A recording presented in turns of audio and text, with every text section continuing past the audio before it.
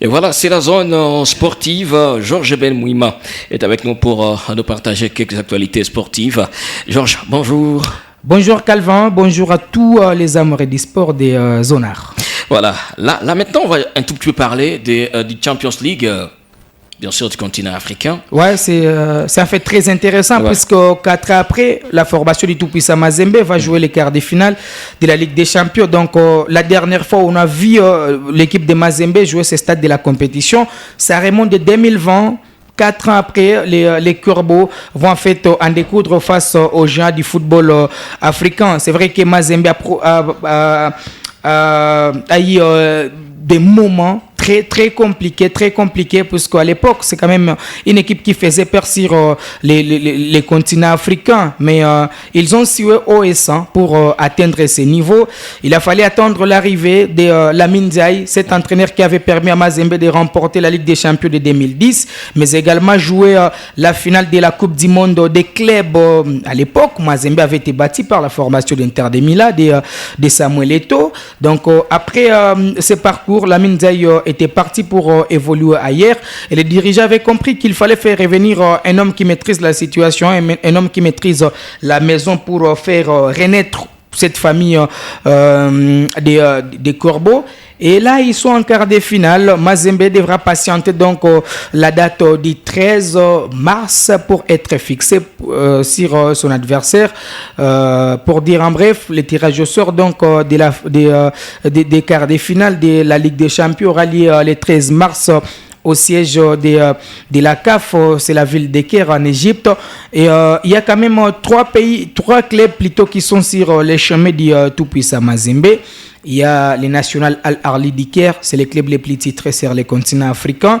Il y a l'équipe des Petro Atlético de Luanda en Angola. Sans oublier la SEC Mimozan d'Abidjan. Donc, Mazembe va attendre la date du 13 pour être fixé sur son adversaire. Pour cette saison, Mazembe a porté la barre très haut, surtout sur ses ambitions. Le président du club, Moïse Katumbi, l'a dit après la défaite de la dernière journée de la phase des groupes face à Mamelodi Sundowns, que l'objectif c'est quand même remporter une fois de plus cette Ligue des Champions. Et puis ils ont quand même des atouts pour en arriver là. Il y a un staff technique qui a été renforcé. Il y a également des joueurs qui ont été remplacés. Issa Mampeko est parti de l'équipe de la SV Club. Mazembe s'est renforcé avec Ibrahima, ces joueurs mauritaniens qui d'ailleurs a pris part à la dernière édition de la Coupe d'Afrique des Nations. Il a été titulaire indiscutable. Donc Mazembe a compris qu'il fallait en fait renforcer l'ossature avec des joueurs expérimentés de partout sur les continents africains. Ouais. Et nous avons déjà des fruits puisque lors de la 5e journée, c'est quand même une équipe de Mazembe qui inflige un 3-0 l'équipe des Pyramids FC de Fiston Maele, et on a compris que Mazembe commence à retrouver petit à petit ses griffes. Et donc, ils sont très bien avertis puisque à l'étape des quarts de finale, Mazembe va batailler face aux équipes comme la SEC Mimosa d'Abidjan. Il y a Simba de la Tanzanie où évoluent certains Congolais comme Fabrice Ngoma. Il y a Inonga Baka Varane qui était à la CAN. Il y a des équipes comme Mamelodi Sundowns avec les meilleurs gardiens de cette Coupe d'Afrique des Nations. Il y a Petro Atlético de l'Angola. Il y a des équipes comme l'Espérance sportive de Tunis, les National Al-Ahli d'Iker, c'est l'équipe quand même le plus titrée sur les continents. Ouais. Et Young African, la Tanzanie, de l'Omalissa, ou encore il y a l'Omalissa qui évolue de ce côté-là, ou encore Jésus Moloko Dikapel. Donc c'est une bataille qui sera ride pour les TP Mazembe, mais ils ont quand même des joueurs, ils ont un staff technique, ils ont également des dirigeants pour en arriver là. C'est aux Congolais maintenant de soutenir cette équipe du tout-puissant Mazembe. Parce que moi, je vais le dire à cœur ouvert, avant que Mazembe puisse se déplacer en Afrique du Sud, l'équipe avait été quand même stressée. Parce que Mazembe est parti avec 2 délégations. Il y a une première délégation qui quitte Lubumbashi pour rallier Kenya. Après Kenya, Afrique du Sud. Ils étaient dans l'obligation de passer la nuit dans ces pays, les Kenyans. Pourtant, de Lubumbashi à l'Afrique du Sud, c'est quand même 2 heures. Mazembe avait souffert tout simplement parce qu'on avait interdit à l'avion affrété à l'équipe des tout-puissants Mazembe de quitter les sols congolais pour se déplacer. Les gouvernements congolais avaient maintenant autorisé l'avion. C'était avec un grand retard. Mazembe était dans l'obligation de prendre un vol commercial avec cette deuxième délégation. Donc, ils sont partis avec 2 délégations. Ils arrivent et ils sont très stressés. Et puis, les matchs qui étaient prévus dans un stade avant l'arrivée de Mazembe, les matchs sera délocalisé dans un autre stade, pas à Pretoria, mais plutôt à Johannesburg.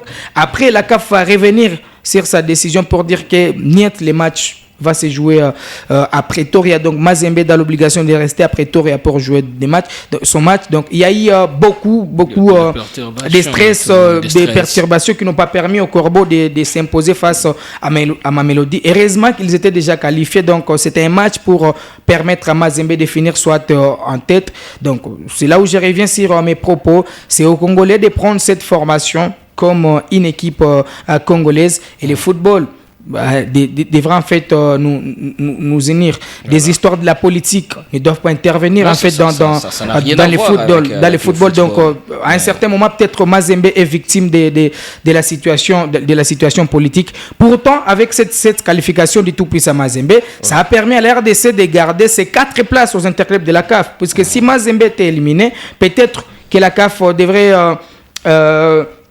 dire aux Congolais que désormais vous allez évoluer avec 2 équipes, une équipe en Coupe de la Confédération et une autre en Ligue des Champions. Mais déjà avec cette qualification, ça a permis aux Congolais de garder les 4 places aux interclubs, donc 2 places en Coupe de la Confédération et 2 autres places en Ligue des Champions de la CAF. Donc les Corbeaux doivent rester les ambassadeurs de ces footballs congolais. Et puis moi je l'ai toujours dit, quand les clubs congolais se portent bien, l'équipe nationale également de la RDC volée à Pangia. Il y a beaucoup d'exemples. Quand c'est V-Club qui joue une finale des interclubs de la CAF en 73, c'est la RDC qui remporte la CAN en 74.